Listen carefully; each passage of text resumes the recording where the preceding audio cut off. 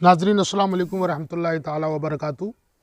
आप देख रहे हैं कि हम जंगल के किनारे पर हैं और ज़रा मौलाना थोड़ा सा दिखाएं तो इसको। ये कोठी है, ये रिज़र्व जंगल की कोठी है। यहाँ पर जंगल के अधिकारी लोग रहते हैं।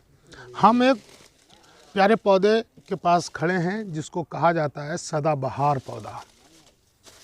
सदाबहार पौधा ये कहीं भी उग जाता है, कहीं भी पैदा हो जाता है, लेकिन लोग इसकी कदर नहीं करते हैं।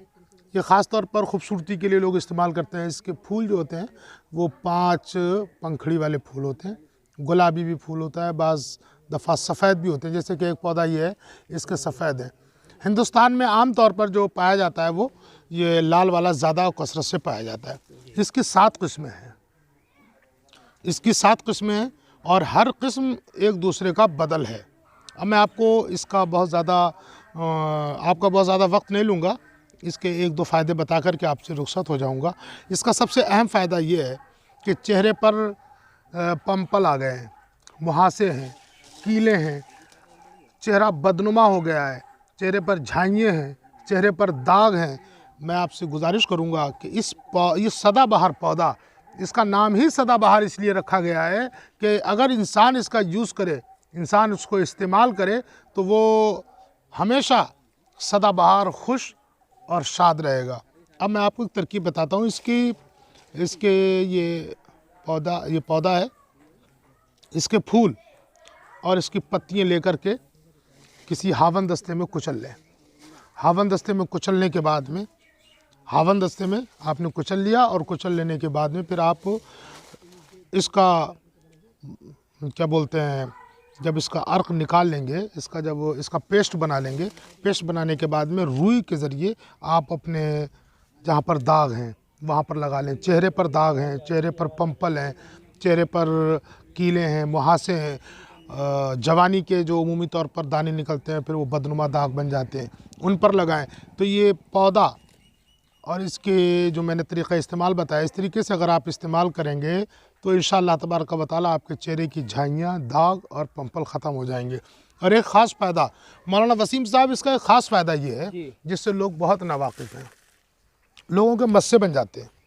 उसके लिए आपको क्या करना है, इसको लेना है और इसको पीसने के बाद में इसका अरक निकाल लें। और अरक निकालने के बाद इसमें तकरीबन अगर 2 चम्मच अरक है तो 1 चम्मच सोडा डाल लें, 1 चम्मच सोडा डाल लें। और 6 अदद जो लहसुन होता है, लहसुन की कलियाँ छील लें और उनका भी अरक निकाल लें। और अरक निकालने के बाद में तीनों चीज़ें पेस्ट कर लें, मिक्स कर लें।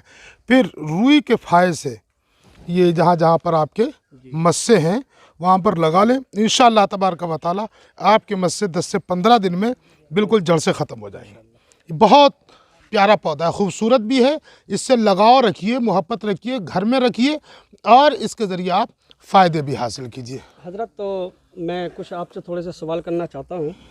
जहाँ पर आप खड़े हैं, यहाँ पर कुछ नए नए पौधे से नज़र आ रहे हैं।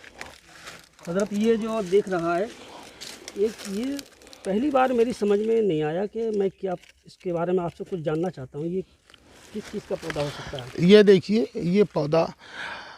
इस पौधे की अब शुरुआत हुई है और ये पौधा बहुत कसरत से पाया जाएगा जंगलात के अंदर। ये इसको कहते हैं बिरहम्मी। हाँ, इसका नाम है बिरहम्मी। इंशाअल्लाह तबारक व तआला हम आपको अगली वीडियो में बताएंगे बिरहम्मी कैसे पैदा होती है, कहाँ पैदा होती है और इसके क्या क्या फ़ायदे हैं। अच्छा, तो एक चीज़ के बारे में और आपसे जानकारी लेना चाहता हूँ।